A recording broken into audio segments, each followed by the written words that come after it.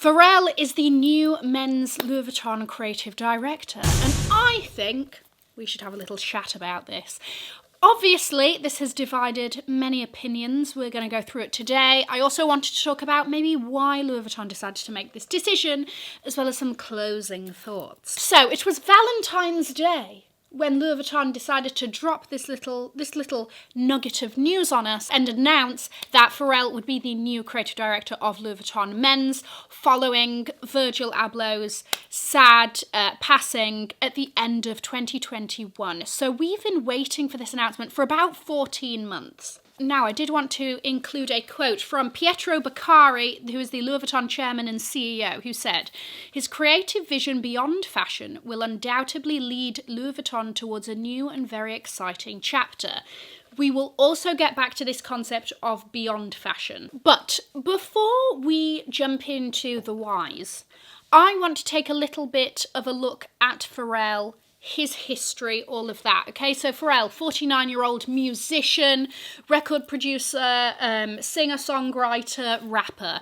We know him well. NERD, shout out. He has earned 13 Grammys, I believe, across his illustrious career. But the music side is undisputed. We know that he's a great musician.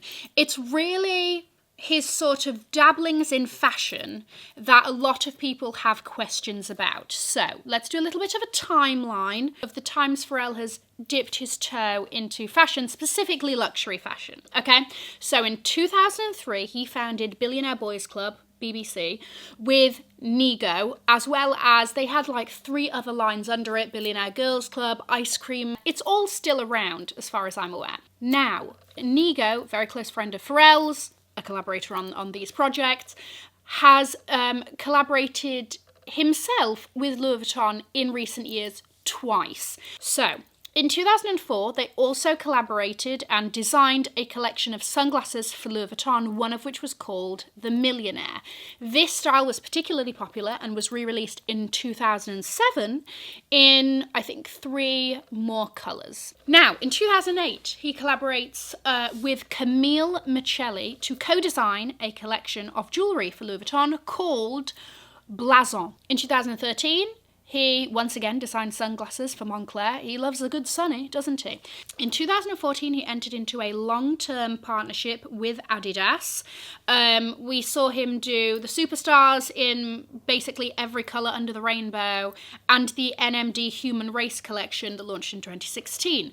Also in 2014, he collaborated with G-Star Raw on a collection of jeans that was made from recycled plastic from the oceans. In 2017, this is one that sticks in my mind, obviously, he collaborated with Adidas and Chanel on an NMD sneaker that was €1,000, and these were under like super minimal quantities. And then following this, in 2019, Pharrell had his own collection with Chanel. This was their first, is this their first like celebrity, first and only celebrity collaboration that I can think of at top of mind, and especially a man, because Chanel doesn't really do menswear like that. They don't do menswear at all. They just do the odd sort of selection of shoes that come in men's sizes. So, interesting move. Now, last year, he designed a pair of diamond sunglasses with Tiffany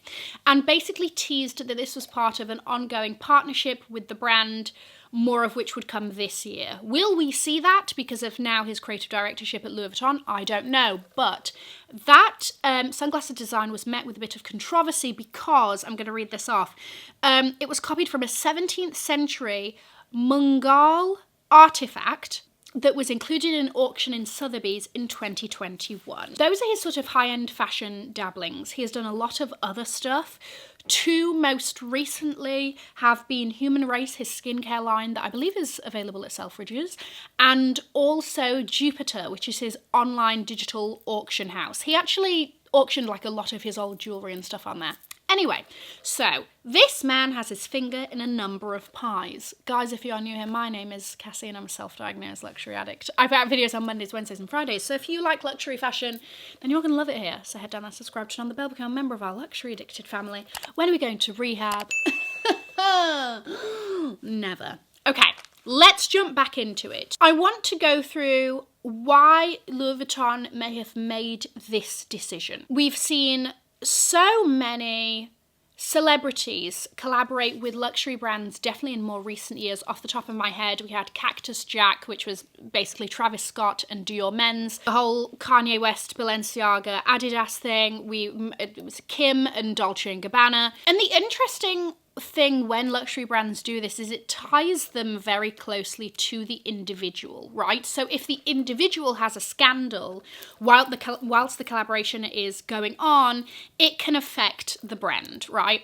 But I read a High Snobiety article by Jake Silbert, and basically he made a really good point, which is Pharrell generally has a very clean image. He is generally very well liked. He's only really had 2 scandals or controversies in recent years, one being the sunglasses collaboration that we just spoke about, but also the lyrics that he wrote for Blurred Lines, which he has since, I think, sort of openly regretted writing, stuff like that. Generally, he's quite a safe choice. Keep that in mind anyway, with regards to like celebrity appointments to jobs. But the first thing I thought when I saw this appointment was they're trying to prolong Virgil's legacy as long as possible. Now, Virgil Abloh, he didn't have any formal fashion design training, neither does Pharrell. Again, he was a multi-hyphenate, he was a DJ, he was an architect, like, again, fingers in many, many pies. And what he did for Louis Vuitton Men's was huge. He really took it in a completely different direction, very much leaning on like streetwear and hip-hop culture, made it a huge success. I know a lot of women who weren't that enticed by women's wear and eyes were wandering over to menswear for Virgil. You know, bags, everything. He was amazing for the brand. And I sort of see this, somebody with a similar-ish CV in terms of no formal fashion design training, being given this role, has an experience within hip-hop and streetwear. I see this as them trying to prolong his legacy or what he did for the brand as much as possible.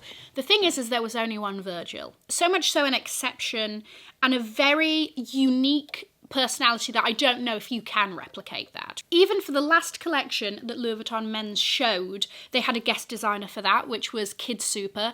Similar kind of background, no formal fashion training, has his own line as an artist, you know, again, multi-hyphenate vibe. Kayla Marcy, a market analyst at Edited, quoted this for a Forbes article. This is Pharrell. His impact on streetwear, amplified via his personal style and Billionaire Boys Club and ice cream labels, reinforces the culture's continued role in luxury, carrying on Virgil Abloh's legacy. Exactly my thoughts. But in the earlier quote we saw from the CEO of Louis Vuitton, they did mention this sort of beyond fashion aspect. And again, this is a man who has a skincare line, who has a digital auction house, amongst other things that I'm sure I'm forgetting or didn't stumble across in the research of this video, that maybe it is a hint as to Louis Vuitton's strategy to break through fashion into other avenues, whatever that might be. I don't know, are we having a Louis Vuitton recording label?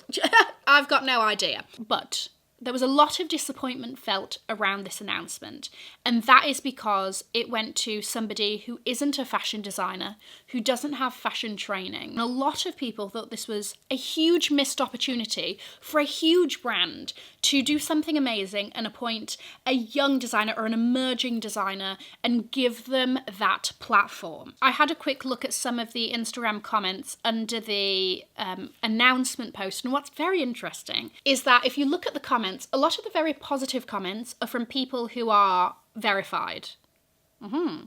And a lot of the non-verified people are not too happy with this. So I wanted to read out a couple. Where is Martine Rose? Why was she overlooked? Pharrell's credentials make Kanye seem like a better choice. Pharrell's most recent fashion job is being a Chanel ambassador. Strange times we are living. You guys really snubbed Martine Rose and Grace Wales-Bonner for this guy. What a tragic decision. But it's crystal clear now. LVMH is so desperate for a coin that wants to sell us hype over luxury design. Pharrell is talented, trendy, has deep fashion experience, and has proven that he can create cultural moments. moments, he deserves to be given this position by Louis Vuitton. There are countless extremely talented designers who have studied, trained, taken loans to survive, worked for years behind the scenes if they are lucky, and nevertheless they will never get the spotlight. The situation doesn't seem very different from other industries to me. A couple of names that we saw crop up in those comments were Martine Rose and Grace Wales Bonner, and those are names that were definitely circulating around the rumour mill to get this appointment. Grace Wales Bonner specifically is a Central St Martin's graduate. She also won the LVMH Young Designer Prize in 2016, and in 2021 won the CFDA International Men's Designer of the Year award. The other name that was swirling around was Kid Super, who we saw got the guest collaboration. I do think that they missed a trick here. I think it would have been a huge, incredible opportunity to give this platform to somebody emerging, somebody that has worked in this industry and knows it inside and out. But again, from that Highsnobiety article that I'll have it linked to below, that I mentioned, there was a very interesting quote. I'm going to read it out. Creative directors exist to guide the aesthetics of their respective companies, form bonds between brands, and keep their properties ahead of the curve. These are the cultural creators. So basically, he was sort of saying that you don't need to have the fashion training to do that. The thing is that we're very used to trained fashion designers being given this role because it makes sense. You are leading a team of designers, you have been where they've been, you know how they work. My thoughts, like I said, I wasn't surprised when I saw this. It oddly made sense to me because of Virgil and Kid Super. I sort of thought, okay, it makes sense to me that they've gone for somebody that's, you know, a multi-hyphenate. It is disappointing, and I can just imagine being in the place of somebody who is a fashion designer or learning fashion design, looking up to the biggest luxury company in the world, and finding it very demotivating that, oh, maybe no matter how hard I try, it still won't be good enough as, you know, a celebrity and whatever clout or hype they may bring. I can really imagine that being extremely disheartening. And look, I have no idea what Pharrell's designs will be for the company, and his first collection is going to show in June, so let's wait and see what's served to us. And I might absolutely not enjoy anything on that catwalk, or I may absolutely love it. We have no idea. But I kind of hope that this is something that doesn't become a trend within luxury fashion, because whilst I loved Virgil and what he did, and I think that he was very much an exception to the rule, we do need people who have the technical training. I mean, look at somebody like Mathieu Blazy for Bottega.